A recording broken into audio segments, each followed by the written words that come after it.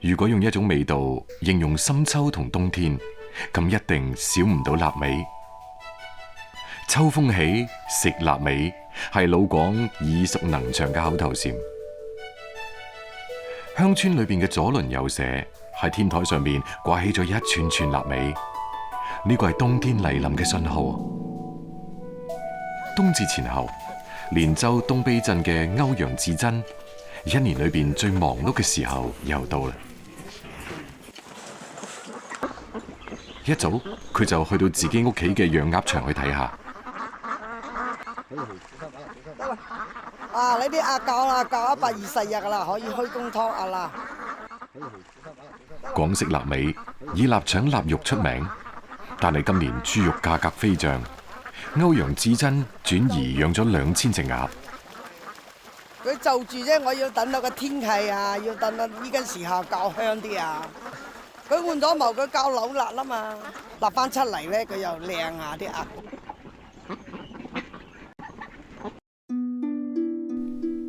喺東卑鎮，村村寨寨都有做臘味嘅習慣。呢度最著名嘅石板街，從明清開始就係粵湘桂3省交界區重要嘅商貿古道。古街兩邊林立嘅店鋪，仲可以睇到舊陣時商業繁華嘅景象。歐陽志珍亦都乘住改革開放嘅春風，喺呢度開始做起咗臘味生意。一做就係35年。做臘味需要天時地利，咁多年，歐陽志珍一直堅持等到冬至前1個星期先至開工。主要就係鹽，冇其他咩嘢嘅。呢個地方啊，好緊要啊！呢個地方，即係有啲窿樣事啊，一定要俾佢食入去咯。放置一晚，令到塗滿鹽巴嘅鴨入味。第2日晾曬之前，歐陽志珍仲加咗一道工序。過水咧，佢就主要去嗰啲腥氣，去嗰啲油氣啫嘛。咁啊，去咗啲油氣，啲鴨辣出嚟就靚得多噶啦。第2日就全部要就呢啲手工咯，要就到佢即係定咗型為止咯。你曬得均勻，一定要咬呢啲上嚟咯。將啲鴨放上天台晾，跟住落嚟就交俾自然同時間。不過歐陽志珍都仲係好忙。6點零鐘起床，睇咗一輪先嚟落去食飯，一定要睇住又冇烏蠅。過咗3日後冇烏蠅啦，即係佢基本上收咗水啦。有人話最好嘅嶺南臘味一定出自連州。東卑鎮同湖南相鄰，秋冬時節乾燥嘅冷風從南方拗吹過嚟，同當地散發嘅水蒸氣糅合喺一齊，陰乾咗晾喺天棚上面嘅臘味。特定嘅風力、溫度、濕度，形成咗東卑臘味香嫩爽口嘅獨特味道。喺連州人手裏邊，鴨嘅其他部位，鴨腎、鴨腸、鴨腳等，全部都係寶。呢啲咧要嚟煲湯嘅，呢啲咧就要嚟打臘鴨包嘅，呢啲咧就要嚟蒸起食嘅。用風乾好嘅鴨肝、鴨腸等材料製作鴨腳包，亦都係歐陽志珍每年必做嘅臘味。主要材料就係你嗰個臘仁同埋香菇。嗰個臘仁咧，佢本身啊臘鴨嘅仁咧就食翻個臘鴨嘅味道。你放咗冬菇咧，佢就帶埋冬菇香咯。呢個臘鴨包咧要全部攞個錘過嘅。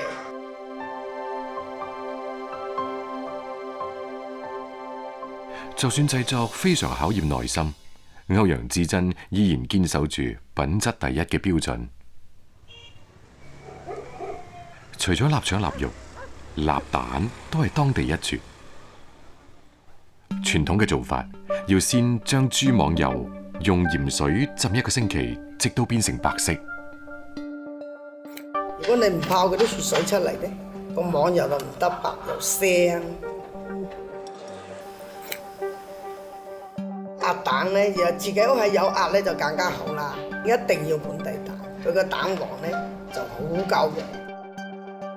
以往步步奏嗰陣時咧就全部肉嘅，後嚟咧冷下放翻啲臘腸，可能個味道唔同，有呢種臘腸味香，呢度有蛋黃香，加上又有呢個網油香。傳統臘蛋從備料到製作至少15日，繁瑣又賣唔出高價，而家願意做嘅人亦越嚟越少。最多係5蚊銀錢一個，佢而家就啲係新式㗎啦，呢個根本上冇人就，就我每年我都堅持就到我度送朋友咯。經過自然風乾，喺帶住涼意嘅冬日裏邊，各種臘味濃郁嘅香氣彌漫住整個小鎮。歐陽志珍同舞蹈隊啲姊妹亦都開始為冬至嘅表演做準備。如今的冬比沒有花，人人都說冰呱呱，人人都說冰呱呱。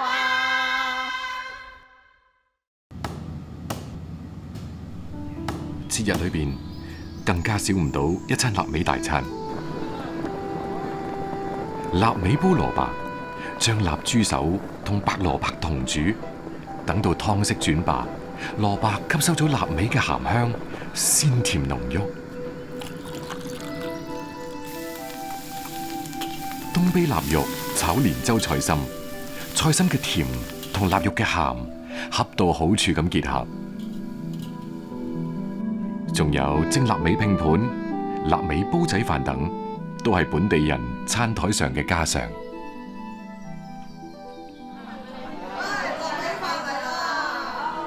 臘味一直係東北人餐台上不可替代嘅一道菜。幾百年嚟，呢種以自然、時間、傳統凝聚而成嘅美味，漸漸成為古鎮飲食文化嘅一個標誌。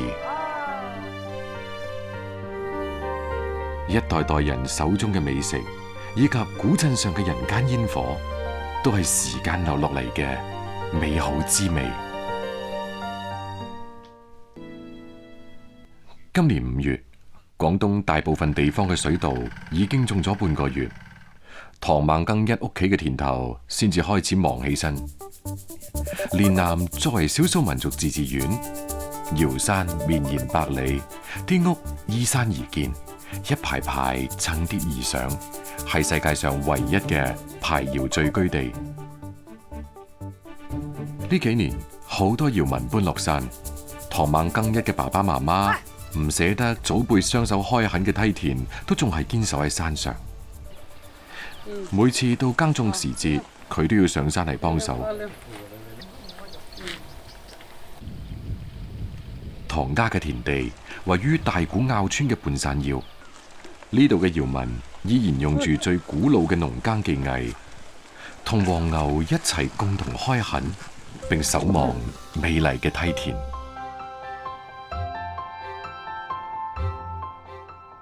犁好嘅梯田蓄滿水，天一黑，大家就入起褲腳，又忙咯。我們小的時候很少有肉機，一到你那點晚上又個個人都去挖田螺做田雞來補種肉。80、90年代那時候是很窮的，我們這裡。喺火光映照底下，田螺從泥土裏邊突咗出嚟，摸親都準。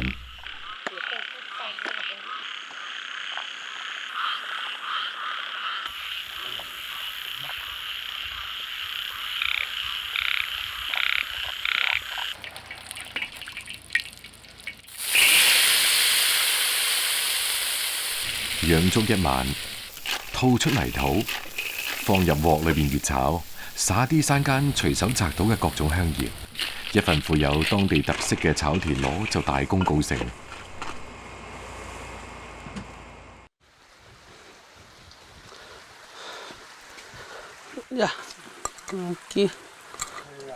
炎炎夏日，食住田螺，嗒翻口山茶，係當地人一日農忙之後最消暑嘅享受。我嚟了，我講，料料嗰度豆腐，我不水種菇油啊機咧。1個星期之後，蓄水1個星期嘅梯田迎嚟咗最熱鬧嘅時候。每年插秧時節，家家戶戶相互幫忙，一日就可以完成1個山頭嘅農活，非常熱鬧。不過插秧之後，唐孟更一仲有更重要嘅事情要做。放10斤左右，這種魚種是金黃色的，都是我們自己留的種。睇落就面對埋要快落的，都俾你撈的。下邊冇，一條撈撈。稻花魚又叫禾花魚，起源於我國2000幾年前漢朝稻魚共生、合為一體嘅傳統農耕文化。魚苗放入稻田裏邊，唔需要飼料，食嘅係跌落嚟嘅稻花同泥土裏邊嘅微生物。捐入啲泥度揾嘢食，又可以防止雜草生長。呢種原始嘅生態系統，令到魚肉有一陣淡淡嘅稻花香，可以賣到40蚊1斤。秋天，稻穀金黃熟透嘅時候，守候咗幾個月嘅美味，終於到咗收穫嘅時節。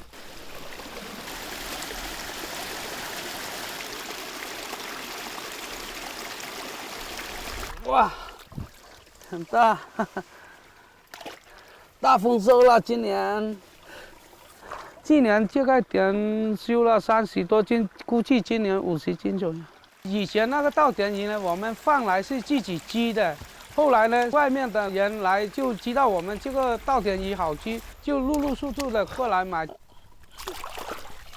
取大留細，細嘅留作魚苗明年用，先至可以保證年年有餘。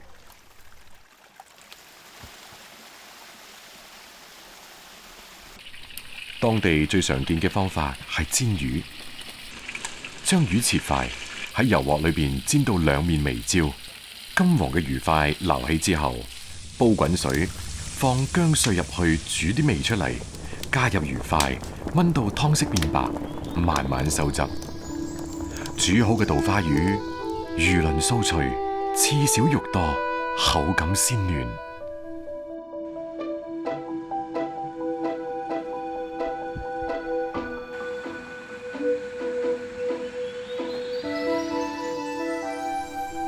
唐孟更一中意用竹籤夾起啲魚，放喺炭火上邊烤熟，等到表面滋滋聲出油，魚肉嘅鮮香裹住稻米嘅清香，一陣陣飄過嚟，本地人最中意嘅烤魚就完成啦。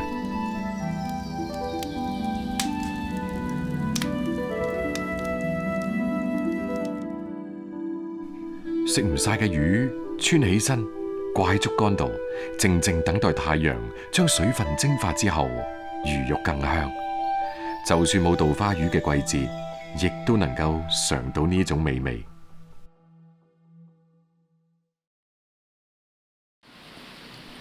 農忙時節，割完稻穀，整翻一鑊稻花魚，鄉里鄉親飲翻2杯，係遙鄉人最開心嘅時光。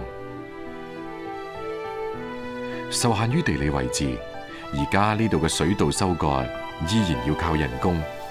咁多年嚟，唐孟更一同佢嘅祖輩世世代代守候喺梯田之上，田裏邊有魚，倉中有糧，佢哋用耐心與汗水，守望魚米富足嘅幸福生活。